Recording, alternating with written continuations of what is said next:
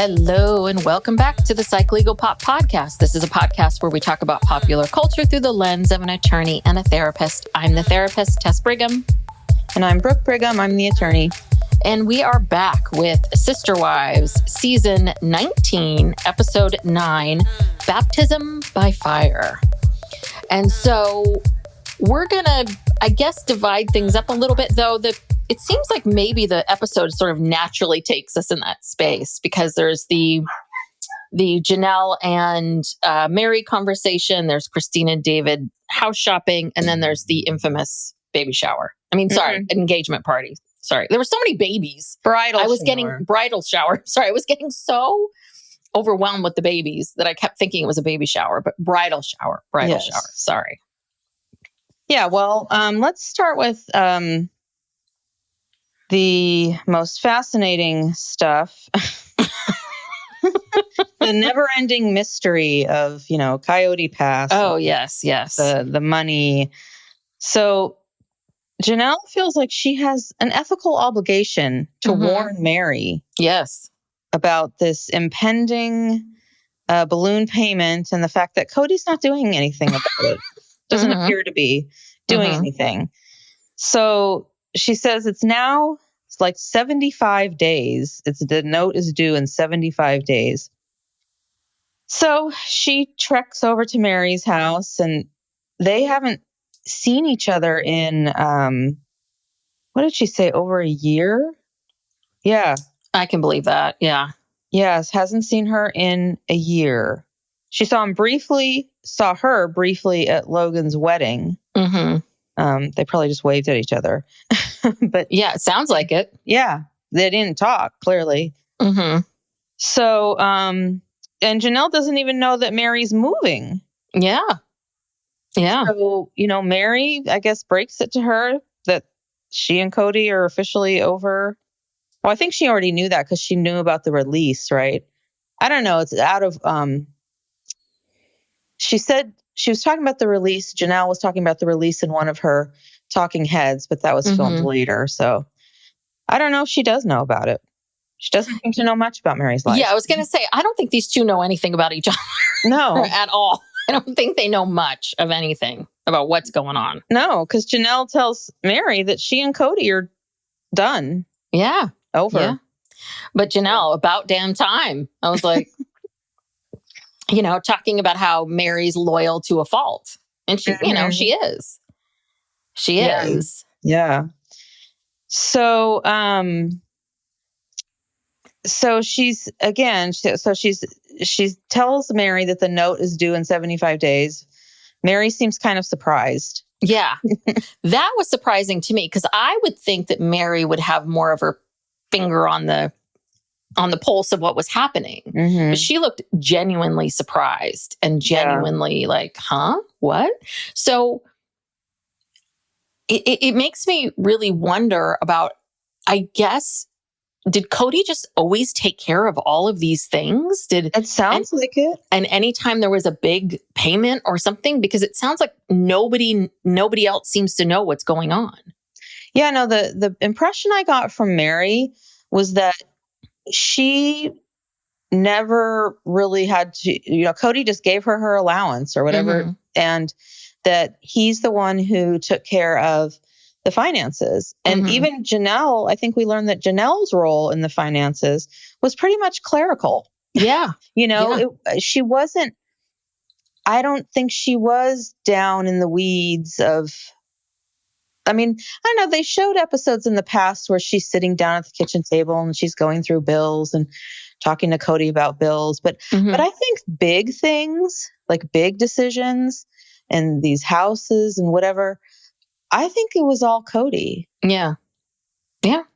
And I don't know how much say they had in any of this or how much they knew. It was sort of like, well, Cody and Janelle take care of everything. And between Cody and Janelle is basically, like she says, the bookkeeper. And Cody's making the actual money decisions. Yes.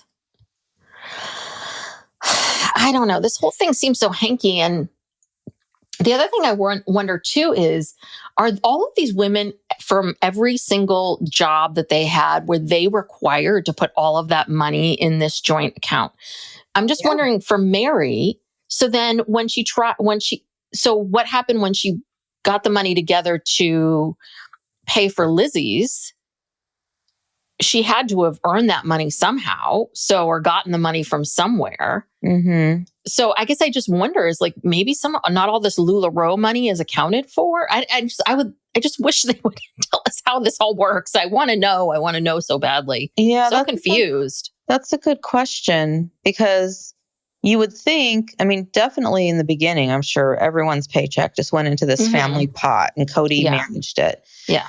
But but when they started making, like Christine and Meri started doing LuLaRoe, and then Plexus. I think they've done other, MLM things we don't know about. But yeah, I don't know. That's a very good question, because I'm sure Cody wanted a pretty large amount of it to go into the family fund.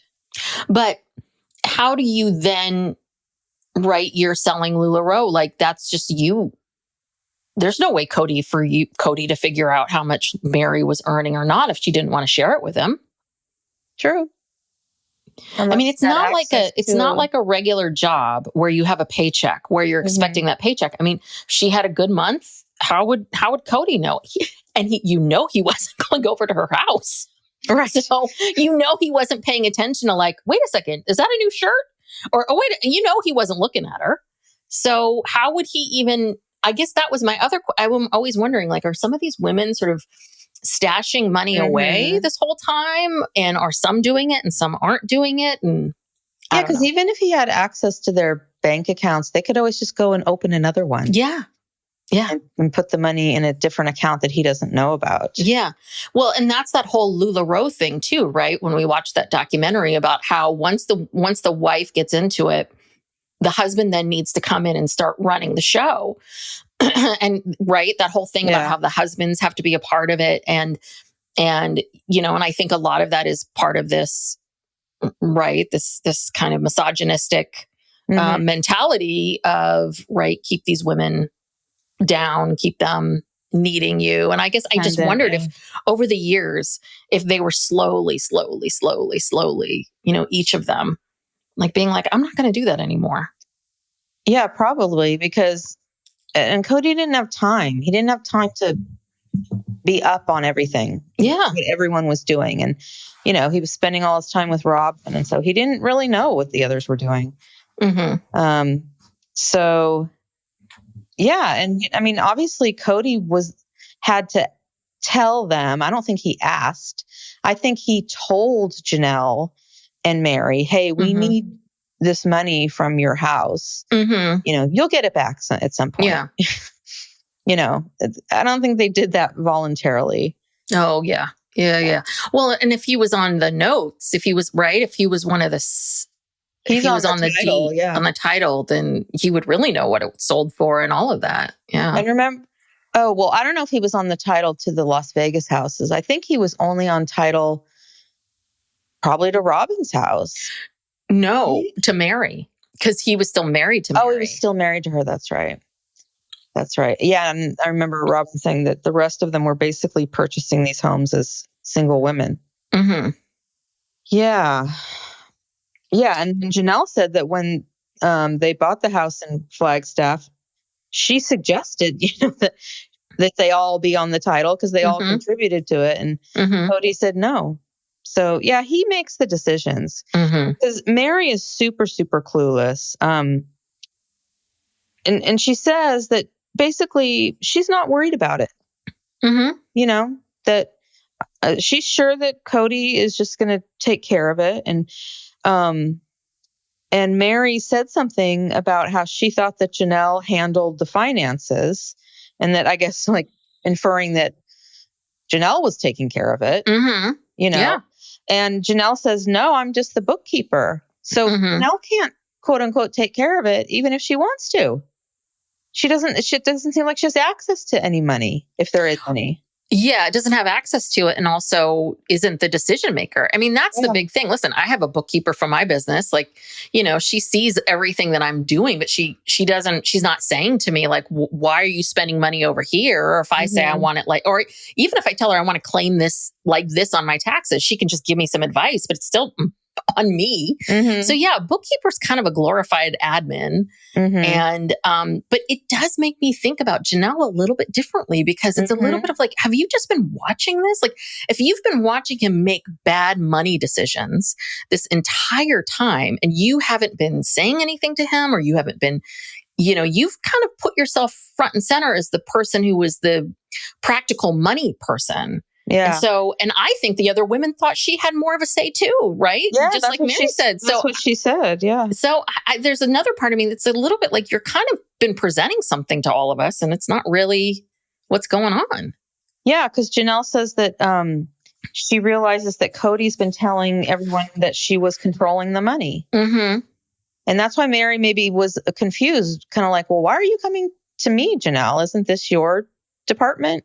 I mean, shouldn't you be taking care of this? And so anyways, Meri seems unconcerned. She even says she doesn't think Kody and Robyn would screw her over. Wow. Which is just, again, I think we're not quite sure where we are in the time frame here, but I mean, it sounds like she's just been released from Kody a couple months, maybe. And yes, she's still wrapping her brain around all of this, but I'm sorry. This man has been gaslighting you, treating you like crap, pretending that he loved you, telling you one thing, doing another, both of them, yes. Not just Kody, Robyn too. And so you think those two who have been kind of keeping you in this fold, in this thing, and he said to you, he's fine with lying. He is fine. Kody was fine lying to everyone. Yeah. To her, putting on a show. Or however. So you don't think that he can then take this next step? Because if he's willing to do that with his wife, his first wife that he's been in this relationship with 30 plus years, if he has no qualms and basically being, doing you dirty there, you don't think he's going to do you dirty with Coyote Pass? Yeah. You don't think he's capable of that? I mean, he's shown you what he's capable of. Yeah. Yeah. And trust me, he will.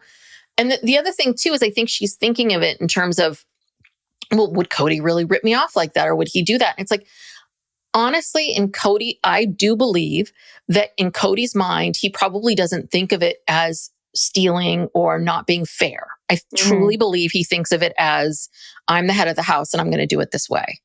Yeah. He's entitled to. Yeah. Thank you. He's entitled to it. That's a good way of saying it. Yeah. So when Janelle realizes that Meri really doesn't know anything, she kind of breaks it down to her and she says, well, you are entitled to 1/4 of the entire value of Coyote Pass, but your name is only on one parcel with Kody and Janelle. So Meri has this real confused look on her face. And then she says, when Janelle's explaining the balloon payment and how, if they don't pay it, they can lose it all. She says, even the parts we've already paid off. So she's under some impression that simply because there's 4 parcels that this isn't one deal. And it is. It's one. I mean, this is a very common thing to have a large piece of land like this, especially rural property, and you have multiple parcels, but you sell the parcels as one chunk of land, and it's one contract and one price. It's not like you're putting a price on each parcel. So it's because in the past, other people have owned those parcels and then people acquire them and then they put them together. So that's why you can have multiple parcel numbers. Okay, I know this is real boring, like real property stuff. Real property talk. Yes. Rural property talk. But anyway, I think he's telling Meri that, I've already paid off this parcel or that parcel. And that's just not true. It's not how it works. Well, I think, right. But I think he probably thought, again, I think Cody thinks he's real smart. And I think he's like, I'm paying off these parcels. Everything's going to be fine. It's gonna be fine. He doesn't know. He thinks just because there's 4 different legal parcels that somehow you're paying them off one by one. No, it's not how it works. You paid X amount of dollars for all of them together. They all stay together. They all go together. You have to pay the whole thing. Remember, Cody, when you made everyone go to Vegas? We ride together as a family. That's where we go one, we go all. One, we go all. This is how the parcels work as well. Exactly. But the other thing that Meri said was that she also, it sounded like maybe they knew the guy that was selling to them, or they had some kind of friendly relationship. And he's like, oh, but they wouldn't do that. Because Janelle's saying, yeah, they can take everything back. And she's like, but they wouldn't do that. I'm like, God, Meri, you're really trusting. Because even I'm not even like, I tend to be trusting. And even I'm like, what? You really think that in a business deal, someone's going to be like, oh, that's okay. That's okay. You only had 5-6 years. That's okay. No, they're going to want to know at the very least, how am I going to get my money from you? Yeah. Well, and also here's the reality is that if push comes to shove and there is some sort of legal action, clearly they don't have anything in writing about, who's entitled to what. Mm-hmm. When Janelle says technically you're entitled to a quarter, that's just something Janelle's making up. It's their deal, When Christine forfeited her interest, so there's 4 left. So that's just their informal understanding. And as far as I know, there's nothing in writing to back that up. And so if they had to, sell off the property or whatever, Meri would get 1/3 of 1/4. So she'd get a 12th of the property. Wow. That's huge. That's a huge difference. It is. Yes. And Janelle's name is on 2 parcels.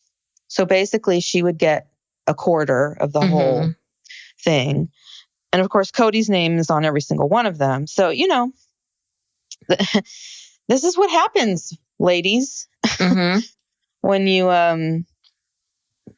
a little too trusting. And and she says Cody sometimes has to be creative in financial situations. Yes, rob Peter to pay Paul. Yeah.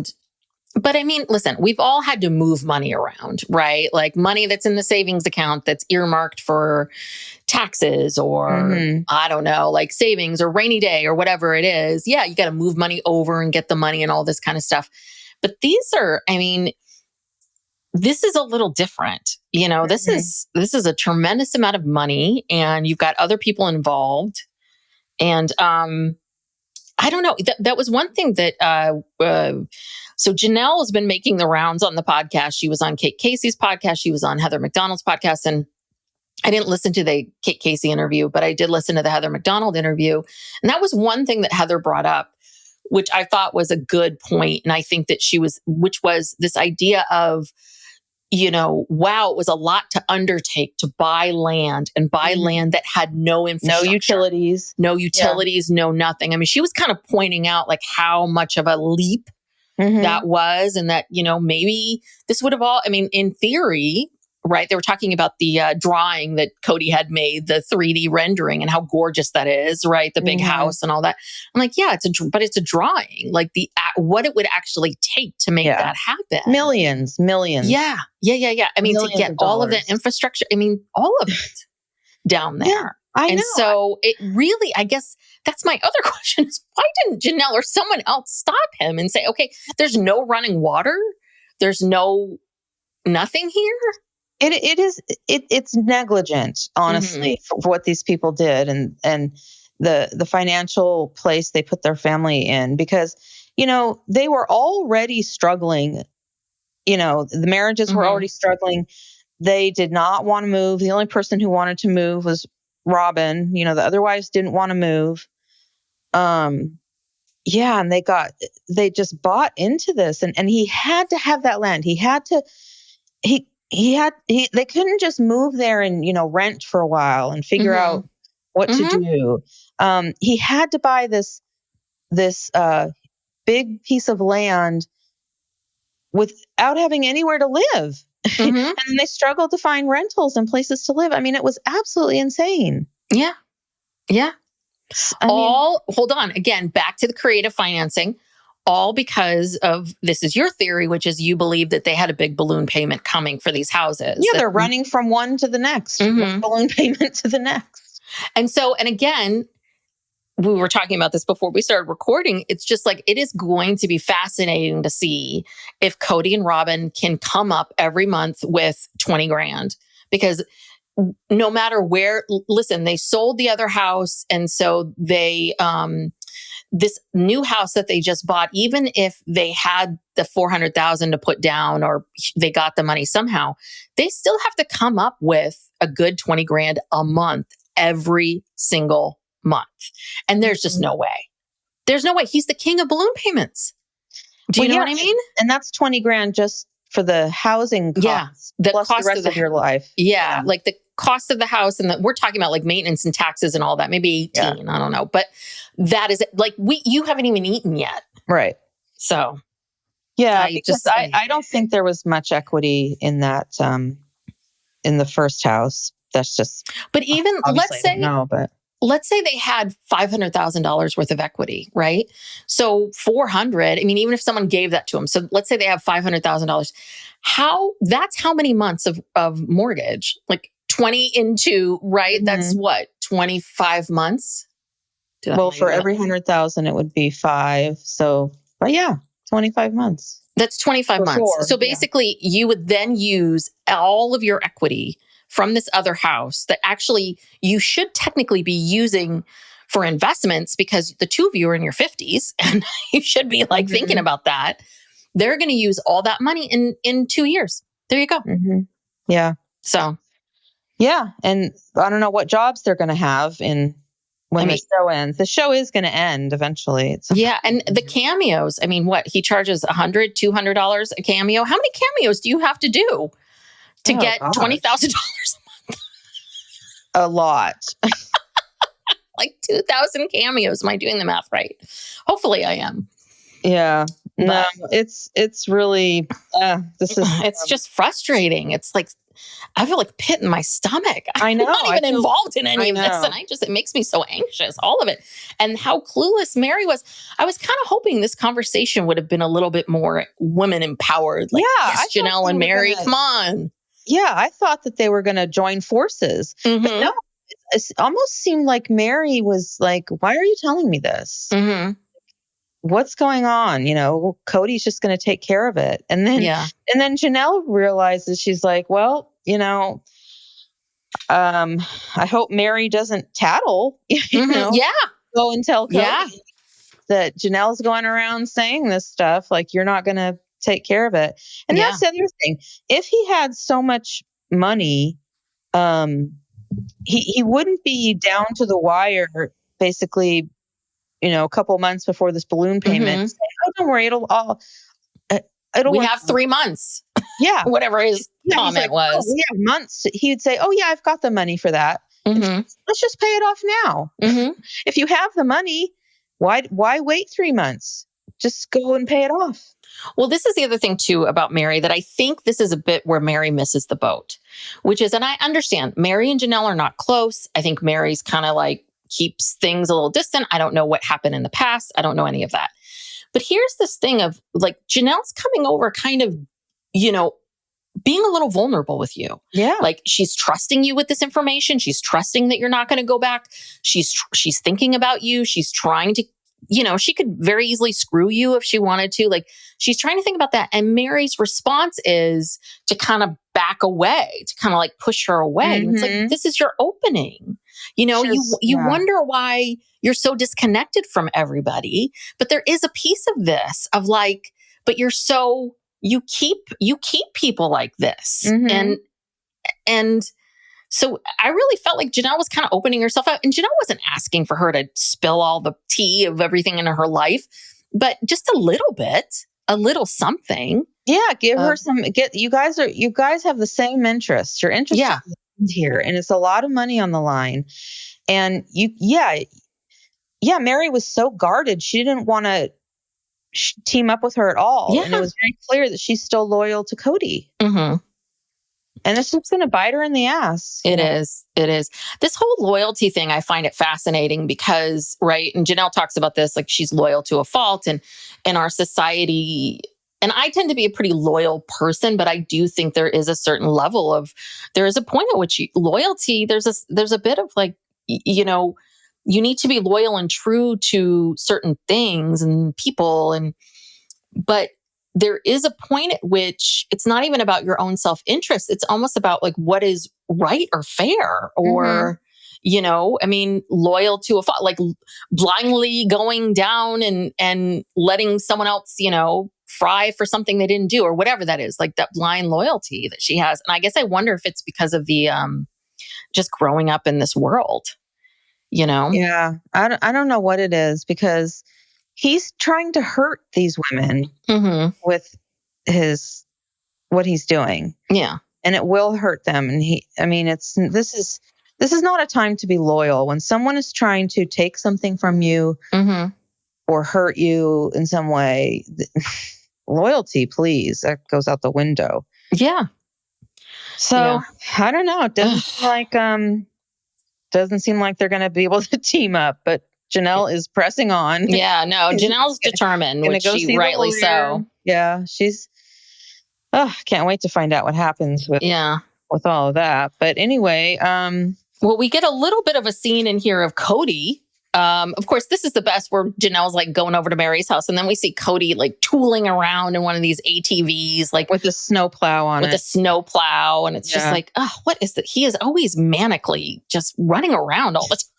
And this is all they've got for content. I mean, this is the content, because this was an episode where there was hardly any of the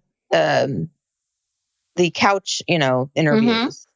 Well, because they're finally all in the same goddamn room for the first time, and I don't know how long. Yeah, we're finally filming together, and this was great. Yeah, and Meri and Janelle filming together. It's like, wow, okay.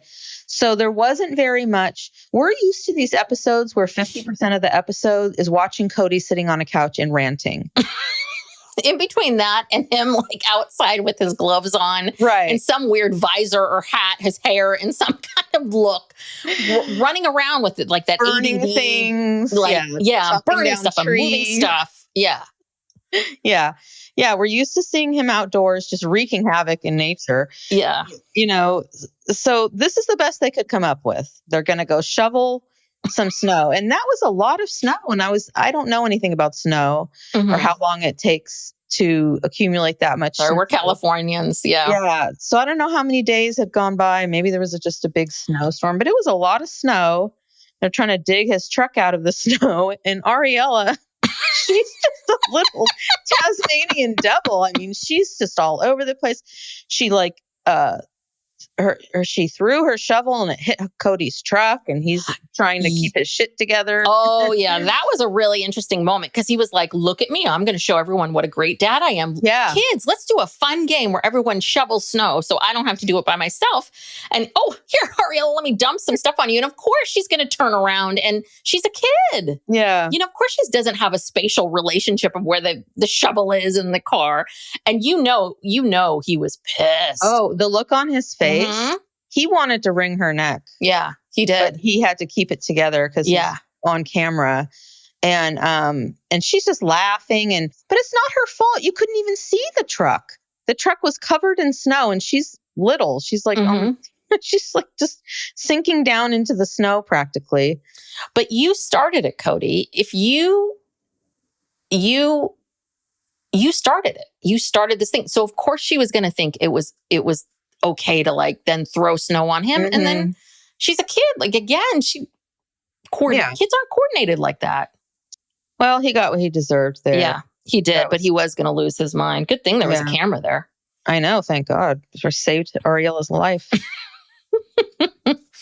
Okay. So let's go to Christine and David. Yes, they're house shopping. Yeah. Oh, God, this is all. I'm with Aspen. Again, we're still they've only been together for, I think, still under 2 months.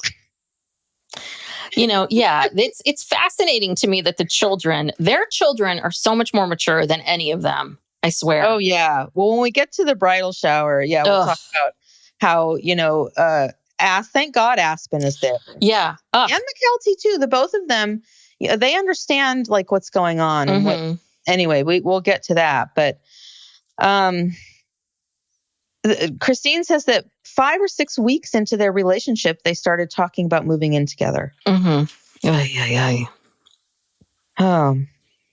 Here's my other thing too is, the best time is when you are falling in love. That is like, I just feel like, Christine, I know you've wanted this for so long and you're trying, it's almost like you have a big ice cream sundae and you're just shoveling it all in. It's like, no, savor it. Savor it. Go to your own house, miss him, think about him. Like right now, you don't know like how disgusting he is. Like you don't know, right? You're not cleaning up after him, but once he moves in, you are, right? Like this is the best time. And there's a very, the thing about being in a long-term relationship is you do kind of miss that excitement of someone of newness and, ooh, how exciting. But what you trade it for is security. And because what's so hard in the beginning of a new relationship is, will they call? Will they won't? Is this going to work? Is this not right? All of that in between. But there's a point at which in the relationship where you're secure in the relationship and the newness is still there, which is where Christine and David are right now. And it's like, that's prime. Yeah, the sweet spot. That is the sweetest sweet spot you can be in. So why in God's name are you rushing this? It's just driving me crazy. And let's not forget, Truly. Yes. Truly, well, no, Aspen's thinking about Truly. But Christine's not. Because Truly has to move in with David. I mean, I'm starting to feel so bad for Truly. Did I say Trudy? I don't know. Sometimes I say Trudy when I'm... It's damn that Ace. Truly. Ace Fanning. Yeah. Truly is... Okay. I mean, at this point, she's only like maybe 12. No. Because I think she's currently 14 or 15. Oh, yeah, that's right. Because 2020... You're right. So, no, they're beginning... Yeah, she's 12, 13. She's 12-ish. Okay. Which I also want to say as a girl... That's a 12, hard age. 13, hard ages. Yeah. Hard ages. Yes. And she's lived her entire life in this plural family. Then her mom ups and leaves. Being filmed. I also want to say that this girl has been filmed her entire life. She has been filmed. Okay. Yeah. At this point, I think that Christine has been gone from Flagstaff for a year, maybe? So she left in 2021. This is the beginning of 2023. So yeah, year and a half. Okay. Yeah. And so she's just been living with her mom and, she's got some siblings around. And now she's basically moving in with a total strange man. Not that he's a total stranger to her. This man who, again, David seems very nice. He's obviously good with kids. I don't care if David is just like the best step parent ever to walk the earth. This is still a lot. Yeah, it is a lot. Christine is oblivious. In fact, she's saying she doesn't care how any of her kids feel. Why don't you take Truly with you to go look at houses? Yeah, that's a crazy idea. Maybe she can be invested in this. Give her some say. I think that Christine feels justified in her behavior. I really do. I think that Christine feels justified in the sense of, I endured all this crapola from this guy. It was terrible and it was sucky and it was so hard these years. And now I finally have got someone who loves me. But it's again, I'm not excusing her behavior, but I can see how maybe she's justified it in her mind. But at the same time, Christine, I'm sorry, you're still an adult and you're still a parent. And I don't care. I'm sorry that you feel like you should be able to, just have this amazing, wonderful teenage romance. But you can have that, but you still are a parent and Truly does need stability. Yeah. So this is just hard to watch. It is. Psych Legal Pop will be back after these messages. And then Christine says, she makes this comment that, she did everything on her own in Las Vegas, which is true. And that Cody never helped her decorate or even cared or, and then Cody comes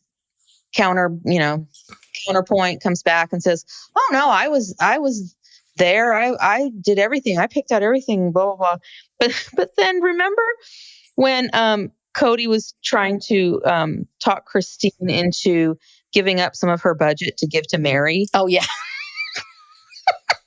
Because Meri was over budget, Christine was under budget. That's what he was doing during that session when they were picking out the colors or whatever. And maybe he might have been there and said, okay, yeah, I like the green over the blue, or I like this, or maybe she showed him a couple things. But what she really said was it wasn't to the extent of what he was doing with Robyn. And that is the bottom line of it. It's like in her mind, he didn't do shit because quite frankly, she knew you were phoning it in and that you really wanted to be picking out stuff with Robyn. Yeah. So I don't know why these people need a 3-car garage so badly. Well, I think because if they each have a car, and then I think David has he has those, what are they called? They're not ATVs. They're they called Razors or something, like those big, the recreational vehicles. Yeah. It's kind of got like a frame around it. Yeah. And I guess, again, this is being from California, because out here, you don't have to have a covered garage. You'll be fine. You're not digging your car out of anything. So I guess there for snow, and heat and all of that, right? I bet you always have to have a garage. He might have a boat or something. I don't know. He's an outdoorsy guy. He probably has several different things he needs to store. So I can understand that. But yeah, so they have some very specific things. They need a 3-car garage, a double oven, and, a big kitchen. So they look at 3 houses, which they're all in the same kind of subdivision. Yeah, houses are weird there. Look the same. But they're so sparse. It's almost like someone just built a random house and they all look really new. And I don't know. It must be some kind of new subdivision. It's it's clearly new. There's no landscaping. It's these are newly built houses, but none of them work because they don't have the right combination of garage to oven ratio or whatever. They didn't list any of the prices, right? No. No, I would have written that down. Yeah, I really want to know how much these places cost. Yeah. Those are big kitchens and they all have big islands and look nice. Yeah, they're nice big houses. So, but yeah, and they're just giddy. Christine, of course, and she was still doing too much PDA, but she wasn't tongue kissing him. She was, but she kept hugging him, and the realtor, she's just kind of standing there with her head cocked, just kind of looking at them as they're hugging around over the sinks and oh God. Yeah, I wrote her name down. Was it Wendy Fullwood? I was let's give her a shout out. Yeah, Wendy, right. In the vein of Mona. What's Mona's last name? Oh, Mona Reiki. Mona Reiki. Sorry, I can't believe I forgot her last name. Yeah, I guess Wendy's I'm not going to be Mona. I can't stand these people. No, I think Wendy is the agent for this subdivision. And so that's why she's showing them all these homes in the subdivision, and she doesn't really care. No, she was told by one of her bosses, listen, we need some PR. Can you get these people, take them on some tours? Yeah, they're probably not going to buy anything anyway. Just, sign this release and around. All right. Well, so it's time. It's time for the bridal shower. Yes, yes. So, boy, there was a lot going on here. Yeah. So everyone's going to Flagstaff for Gwen's. I kept writing engagement party, but it was bridal shower. I think so. Okay. Because engagement party. I feel like they said bridal shower. Okay. It could be either. So Christine and David and her kids are renting a house. And first, Janelle's kids are going to come by, and Janelle didn't come because Maddie was about to give birth. So she wasn't there to come, but then she had to go be with Maddie because the baby was coming early. So he met Gabe and Savannah. right? Those were the only two of Janelle's kids. I believe so. But I remember seeing was Hunter. there. Yeah, I Hunter was going to say I saw Hunter, but I think Gabe and Savannah were the only ones that came early, like the day before, I think, to meet David. Because they had a little separate party with him. I don't think Hunter wants to be on camera because I don't get that they just got a brief shot of him like holding one of the babies. I was going to say, of course, holding a baby. Yeah, every time you see him, he's holding a baby. He didn't say anything. So I think he probably said, I don't want to be on camera, but they snuck it in there. Yeah. And we learned that I guess Gwen told Christine that she was gay in Flagstaff. So then we have this whole discussion about Gwen and her sexuality, and Cody says the most bizarre thing about not judging. He said, God says I judge, but I, Cody, loves. Well, you're pretty judgy, Cody. I don't know about that. But what was it Cody or Christine who said that basically they already knew she was gay before she came out? Christine. Okay. Which I could believe. That she's always had that vibe. But what Cody was saying was that I guess Gwen said to him, right, I like men and I like women. Mm-hmm. And it's like, yeah. So she is declaring something, Cody. It's not, she's not fuzzy on this. Like, but he made it seem like she wasn't sure. And it's like, but no, she is sure. She's telling you exactly who she's attracted to. No, I think what he was saying was that when she first, and I think I've heard a lot of people have the same kind of story, like, especially if you're from a very religious family like this. If you're going to come, a lot of times when people come out, they'll say, well, I'm bisexual, or, they want to kind of slow roll it out and see how people respond. And I think what he was saying was that at first she was being a little not so clear that she's saying, well, I like men and I like women, but then ultimately she was comfortable enough to say, no, I'm because now I think she identifies as being gay. Oh, okay. That's what I always thought she identified as being bisexual. Okay. I don't know. Who knows? But it's nice at least Cody is being accepting. So we'll take what we can get. Yes. Yes. And why don't you stop judging, Cody, and love like God told you. That's right. So at first they don't think that Cody and Robyn are coming because he told Gwen that he wasn't coming. And so I think that Christine was relieved for that. Oh, yeah, big time. And then they found out kind of at the last minute that that they were coming. And I guess somebody warned Cody that Christine and David were going to be there. And Christine was not happy that he was coming. She said that Cody and Robyn coming adds a whole other level of complication. So now we've already been through this. What was the last thing where they were together? Oh, the sprinkle, the baby sprinkle. Yes. David wasn't there. No. And this is how, and those babies aren't that much bigger now. So like, this is how quickly all this happened. Yeah. She may have already been dating him, but maybe just a couple weeks or, anyway. So we know that Christine and Cody are not really great at this co-parenting. This is very new to them. And they're each very resistant to it. In fact, Robyn even makes a comment when she says, well, Christine's going to be there with her boyfriend, and I guess we'll just stay on our side and not bother them. Like she's going into it thinking, we'll just stay on opposite sides of the room like they did at the baby shower. Yeah.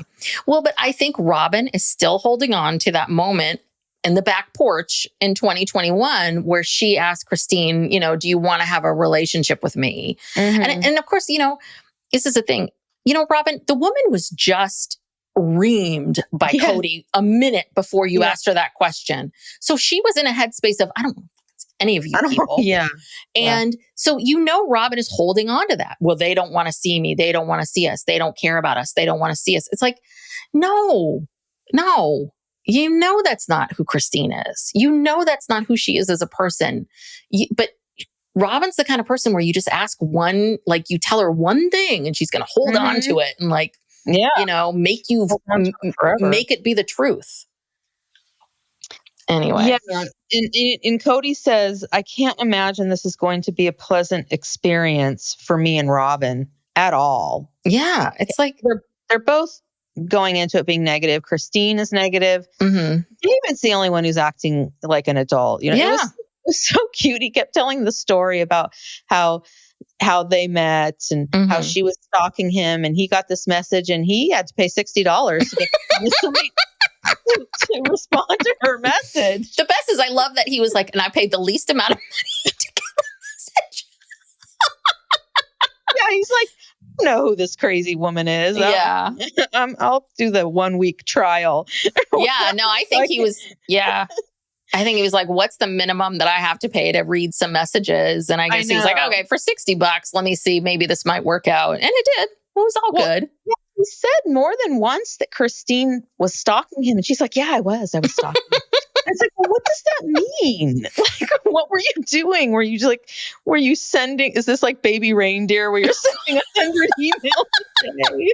Sent from my iPhone at the end of each one. Yeah. I mean, why I want to see these messages. My God. Yeah.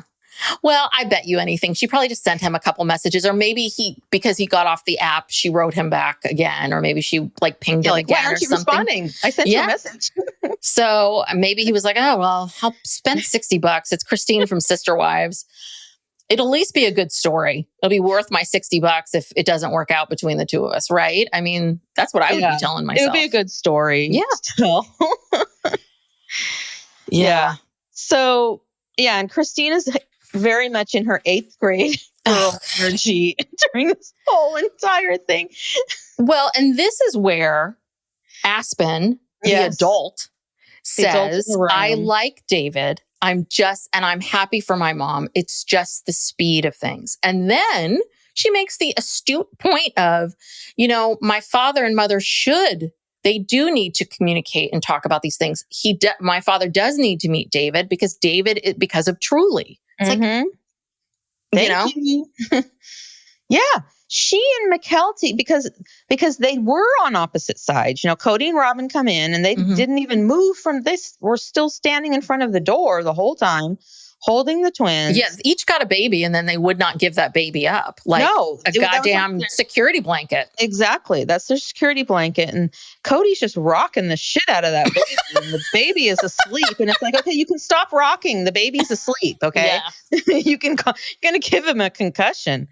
But, Aspen and McKelty had to broker this meeting because, they were staying on separate sides of the room. And McKelty is telling Christine, tell David to come over here. And she's like, David, come over here. They're like, you need to meet. Yeah. And they had to force them. And then finally David gets up because David knows what's going on. Yeah. And he's like, well, yeah, I got to, no better time than now. Listen, David could talk to a tree because that's essentially what he was doing. This is what really pissed me off about Cody and Robyn in this moment, especially Robyn. Like, you can't come up with any conversation with this person. You can't ask him questions. He's having to volunteer everything just to keep the conversation going. And, it's just like, God, people, I mean, at least throw him a bone. Where did you grow up? Where anything. Yeah, what do you do? Where are you from? Yeah. I mean, Cody did start asking questions to probe about, he said, oh, well, so you've seen the kids before? You've met the kids? He's like, oh yeah, I babysit. And Cody was just like, what the fuck? Like, well, that's what David was saying. David kept commenting on how Cody kept turning really red, like bright red. I rewound and I looked again. I didn't see that. I didn't see it so much as that. I think he might be reading into it, but Because I don't get the sense. On the inside, he was turning red. When he heard that David, Cody's never even babysat these kids. The twins. Twins. When he heard that, he got hot. How those twins are really redheaded. Who has red hair in this family? I don't know. Because really, technically, I don't know if Mykelti dyes her hair. Or I know she has dyed her hair, but really, like all of their kids are very blonde because Christine is blonde and Cody's blonde. But Tony and Mykelti together, like, how did you produce redheaded children? Yeah, that was so weird. Only one of them is a true redhead. And that was the one that Cody was throttling out, like rocking to death. I don't know. I don't know. All it takes is like one random recessive gene from, I guess so, from somewhere. I guess so. I mean, because Christine's kids, Christine's very blonde, but some of her kids like are almost like a strawberry blonde. Like Aspen is kind of a strawberry blonde. Yeah, and I guess Gwen is too. So is Gwen. Yeah. So I can see it. Yeah, from somewhere, but yes. Yeah, it was. Yeah, Kody and Robyn are not good at making conversation, and thank God David was there to at least. I just felt bad for him because he had to make small talk with these people, and then and how many times did Christine say, "Oh, it's my boyfriend. Meet my boyfriend. David, my boyfriend." Well, there was another funny moment where Meri makes this declaration of like, I'm not just going to walk behind Kody and Robyn just as like their plus one. I'm coming in first. I forgot she was even there. I'm coming in first. And it's like, you know what, Meri, like as a declaration of singleness, like I'm going to come in by myself, but they're right behind her. I'm like, it would be to maybe not come at the same time. Yeah. Or like, did you carpool there? Did you both drive and arrive there at the exact same time? I mean, it's a little bit like, then don't drive with them to the party. Right. Make your own entrance. I know. How did they get there at exactly the same time? But I love how she sees this as like her moment of independence. I'm going to walk in by myself. Yeah. And the other thing too that I wrote down, like when Kody was like, how this is not going to be pleasant for him and Robyn. And it's like, well, but your 8 of your children are there. You're going to get to see 8 of your children and your, and your grandchildren, 3 grandchildren you claim to love so much. Yeah. Who you claim to want to mend fences with everybody. Hunter is there. But we never saw any interaction between him and any of his kids, except for Gwen, like briefly, when she showed him her tattoo.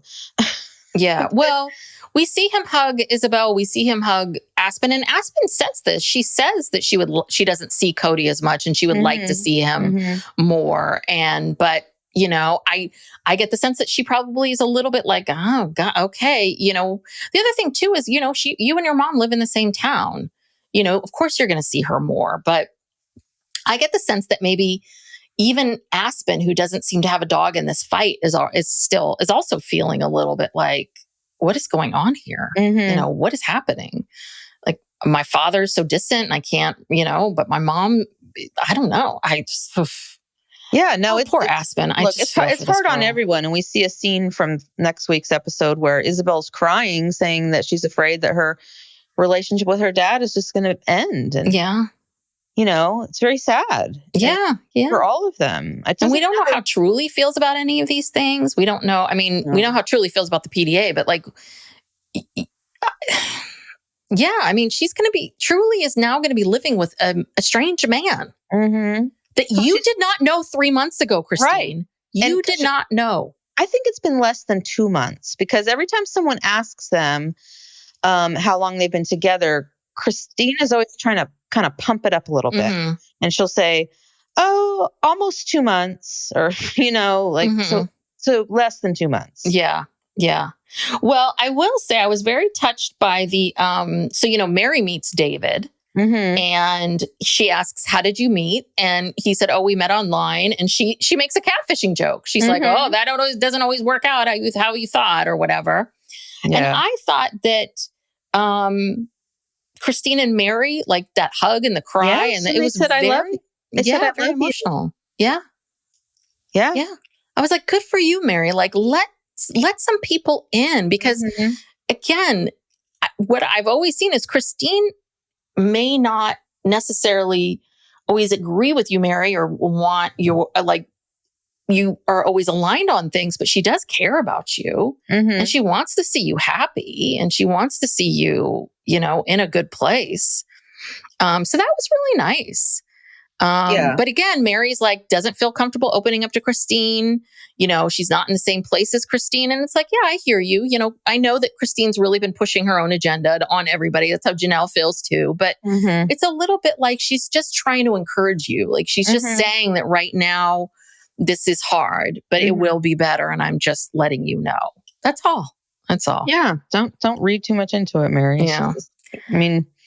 She's talking to you, It's like, be happy. But we also learned that Christine and David are getting matching tattoos. This new beginnings, in Celtic. Yeah, and I think it's funny that they're doing it, at this this bridal shower in front of everybody. Because Christine says that Cody hates tattoos. He's repulsed by tattoos. Yes. And she wants us to know. We get to see a picture of David's big arm tattoo. Yes, it's very sexy. I don't know how sexy that is, but okay. Not my style of tattoo, but, probably got it a long time ago because he's so old, I know, he's 59. Everyone's like, oh my God, he's an old man, 59. I'm like, you all act like you're spring chickens over here. I know. 59 is not, if you're 50 something, that's not that old. It's all, maybe to Savannah. David's real old. Right. But not to Christine or Meri or any of these other people. Yeah. But is it Cody that said something about like it's cheesy if you got matching tattoos? Didn't he say something like that to Gwen? Because Gwen and Bea, Gwen and Bea, are getting tattoos, but in the same place, but not the same tattoo. And he's like, oh yeah, that would be cheesy. I'm like, oh. I wonder, you think when they got their tattoos, did they sit next to each other holding hands? And oh God, yeah. Well, her tongue was right down his throat the whole time. They probably didn't, that the tattoo artist was like, can you stop? I'm going to screw up your thing. Still, please. Still, lady. God, I can see your tongue. Stop. Stop.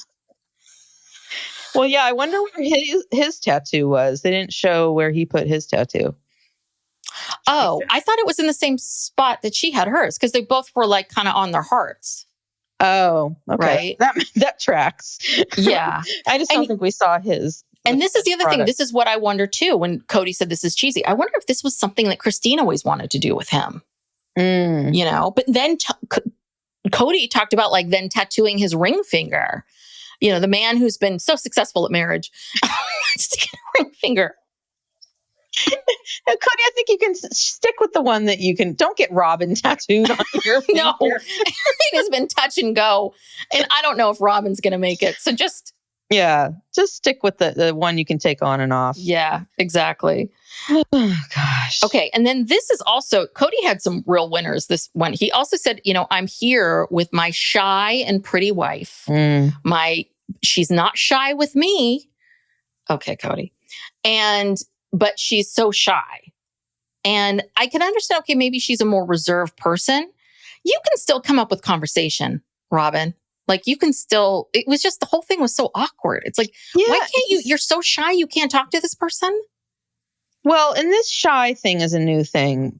But yeah, he also says, I have a special bond with her. And it's like, yeah, we know. Yeah, that's all you talk about. Right. But she's not shy. If you go back and you look at the, old episodes, old seasons, whatever, she was never shy. In fact, she was the one who was always piping up, telling everybody what it's like in polygamy, what it's like in polygamous families and what polygamous families do. She talked all the time.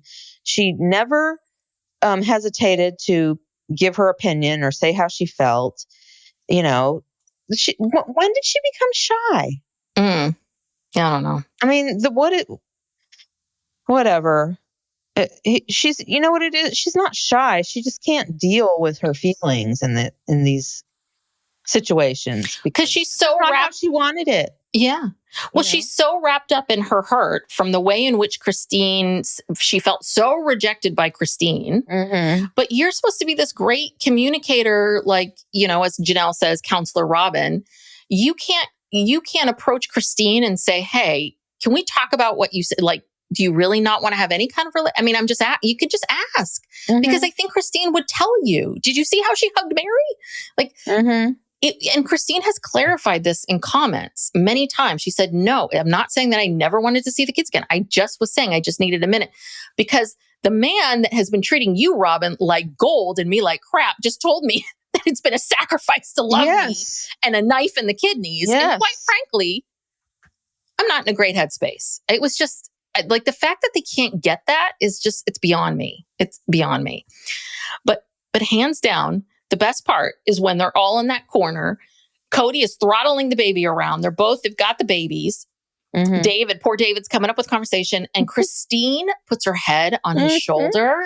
And you're like, oh, Christine, why? Why did you do this? And then I start to hear the conversation and it's about the weather. And I'm like, oh my God, about rainfall. And it was like, oh, it's the middle-aged man conversation. I'm like, you guys found something you could talk about, like the weather. The weather. Yes, she was rubbing it in his face at that point. She just put her head in the crook of his neck right there and just nestled in. And she's like, this is my boyfriend. Yeah. And I'm having a great time, Cody, without you. Yeah. Or you, Robyn. Or any of you all. I'm just living the best life, Yeah. And she is. Did she say something about like it was a test for David? She's like, oh, it was a test for David. Oh, but he's so solid. I'm like, you guys are house shopping and ring shopping. Test for David. Test, yeah. You should, what? If he still needs to pass some sort of test, then maybe you should pump the brakes. I mean, yeah, David is very solid, more solid than you. Yeah. And that's what I'm wondering. I'm wondering if David at all is turning to Christine and saying, hey, this is a lot. I also think that, again, I'm not saying that this is a prerequisite, but I think the two of us as being children of divorce, father that got remarried pretty quickly, we are very sensitive to these things. We're very sensitive to getting new people showing up and seeing all this stuff. And I do wonder about people who did not have this, their parents weren't divorced. They never had to do any of this stuff. Like, I think a lot of times people are super cash. If you haven't had to go through it yourself, you're super cash with people about it. And I guess I wonder if this is, because David, I would think he'd been dating a lot since his wife passed away. Like, he must have been in these kinds of situations before where you're meeting young kids. Like, you haven't at all turned to Christine and been like, because he seems to be encouraging her. He's going, let's go shopping for rings. Let's go do this. Let's do that. He's participating in it just as much as she is. Yeah, true. That is true. I guess, I know I think he's in a unique situation too, because, his wife died and left him to care for all these young kids who are now all grown. He doesn't have any minor, I don't think. Who was the kid that went with them to look at wedding venues? Yes. And maybe is he still at home? Well, but if he is, maybe he's like in college or something. Yeah, like he looked like if he wasn't a senior, he was like maybe in his first or second year of college. And maybe still living like Isabel, like kind of living at home and, like trying to kind of, adult for the first time.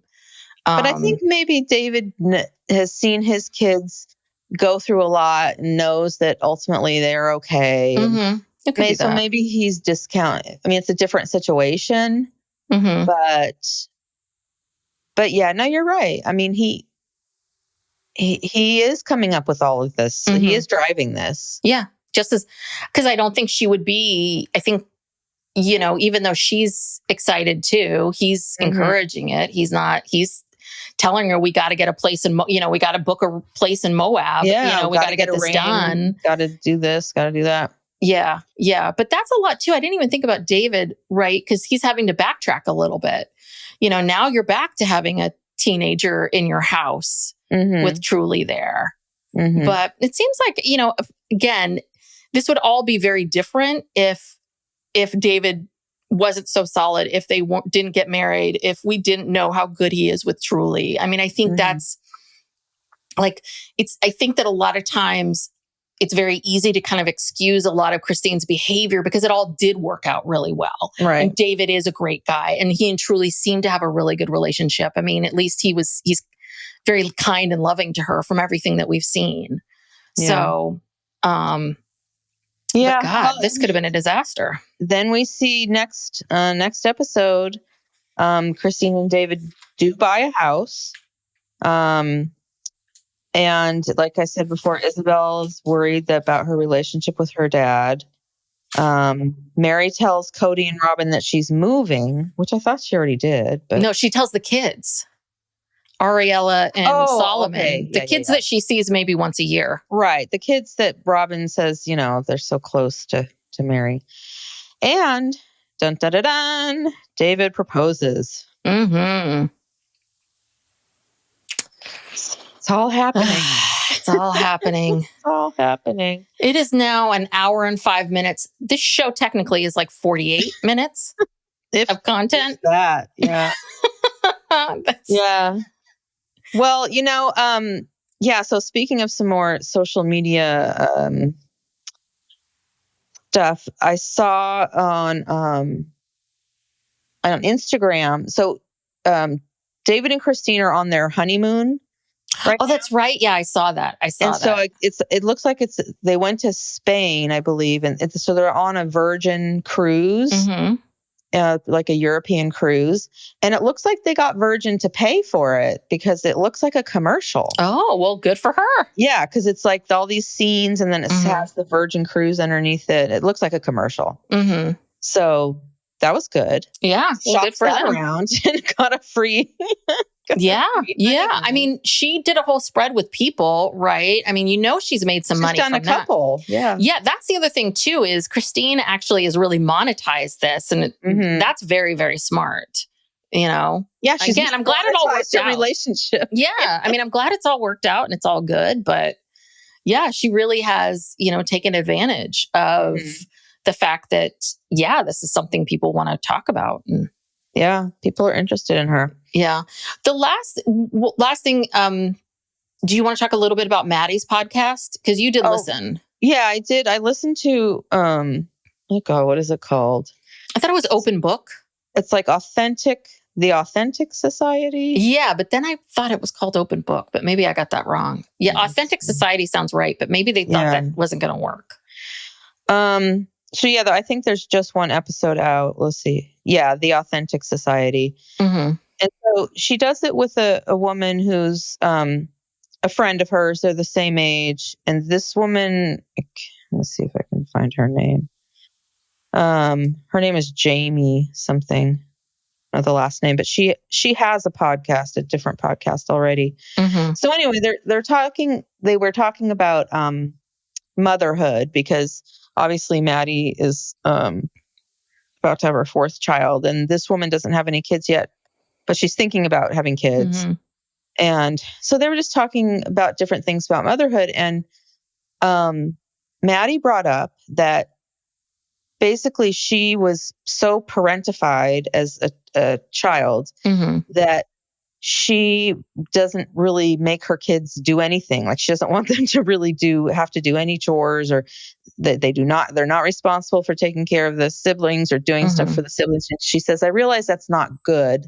Probably should give them some little chores to do. She said that she started changing diapers when she was like 6 or 7. Wow. For like Gabe and Savannah. So when Gabe and Savannah were little, and I think they're just like 2 years apart. During that, a lot of that, when they were, after they were both, or after Savannah was born, Cody and Janelle split up for a while. And they all went to go live with Janelle's mom. And Janelle was going to school full time and she was working full time. Mm-hmm. And Maddie was taking care of those younger siblings. Well, and Logan. Yeah. Because I mean, we saw Logan getting up. Yeah. Well, Logan, that's a given. You know, he's always. I'm assuming he was there. I'm assuming she. Yeah. So Maddie and Logan were the parents, they essentially. Were the two oldest, yeah.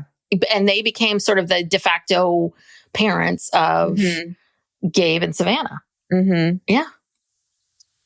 Oh. Yeah, but I thought that was shocking. And it wasn't just changing diapers, you know, she was helping with everything. If you're doing the diapers, you're doing a lot of other stuff too. Well, yeah. And that's the other thing too, is is changing a diaper that complicated? No, but like you're in charge of this kid and like they get diaper rash and you got to change them right. You got to make sure it's clean. You know, it's a lot to ask a 6 or 7 year old to do. And Logan is 2 or 3 years older than her. And so he's 10.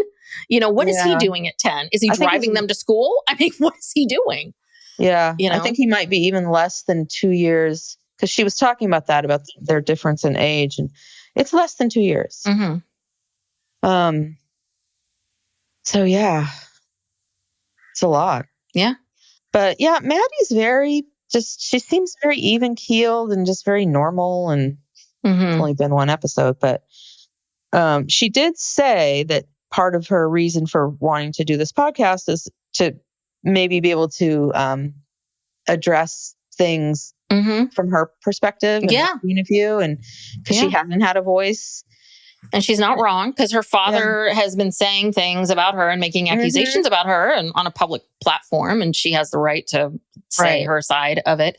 So I'm so confused about this baby thing. So she now has 4 kids, or she has 3 kids and she's pregnant with the 4th. She's pregnant with the 4th. So this is baby number 3 that she was giving birth to when Janelle couldn't come to the bridal shower. Yes. Okay. Yes. So baby number 3 and 4 are basically like a year apart. Yeah. Well, because it seemed very quick. Yeah. Because this is the beginning. This is the beginning of 2023. Beginning of 2023. We're now at the end of 2024. So 2 years. Apart. Okay. It just this damn show is so far behind. I'm so confused about what baby, what's happening. There's so much time travel. Yeah. And then you don't know when these talking heads are recorded. Yeah. And then the other thing was, remember, Cody says to Janelle, why didn't Maddie tell me she was pregnant again? So he didn't know about baby number 3. And I doubt he knows about baby number 4. I mean, he knows about it now. It's out in the public. But do you know what I mean? It was like, oh, wow, you really haven't been like, this is the last 2 kids you didn't know anything about. Yeah. Well, if he follows her on social media, I guess he would have found out that way. Or I don't know who. He was still talking to McKelty up until Hunter. I think McKelty told him a lot of stuff. I'm sure she was the one who called and said, oh, you know, by the way, this party you're coming to, David and Christine are here, you know.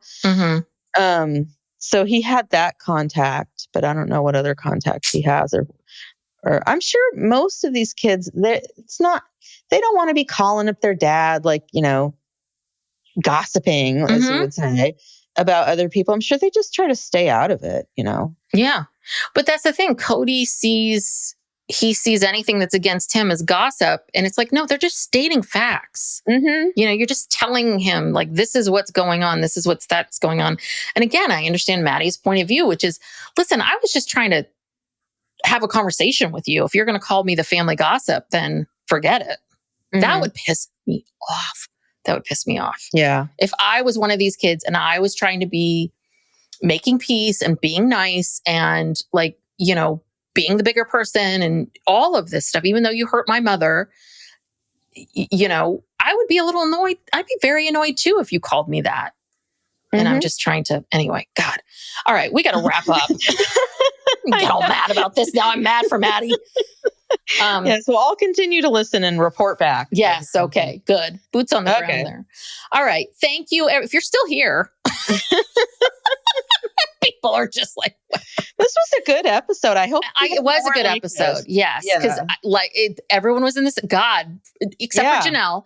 All this interaction. Everybody was in the same room, all the adults. And we need more of this. This is what we need.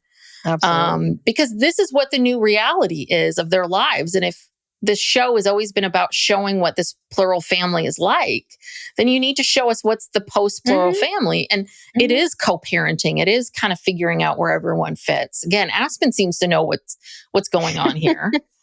So yeah, thank God. Anyway, if you are still listening, thank you so much. If you would like to support us, you can leave us a 5-star rating and review. Those always really do help us. Or you can tell a friend and subscribe and do all that good stuff. If you want even more content from us, go check out our Patreon. We have 2 tiers, the $5 tier and the $8 tier. And we do a weekly bonus where we talk about more personal things, and sort of what's on our mind, what's happening in pop culture. We do a true crime for our $8 and we do an Ask Us Anything for $8. And you get all these episodes ad-free as well. And so go check us out there. And I think and go check out our social media.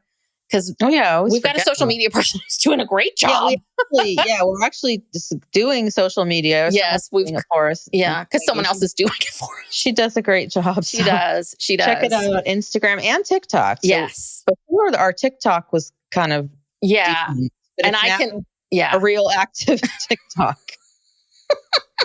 It's so hard to get followers though. Like that's always been it always feels like it's such a 1, 2, 3. It's such a grind. Oh, on TikTok? Oh, all of it. Oh, all of it. Yeah. Yeah, I know. It's a lot. You're competing with a lot. Yes, you are. Yes. So Psych Legal Pop on TikTok and Instagram. All right. That's it. See you next time. Bye. Bye.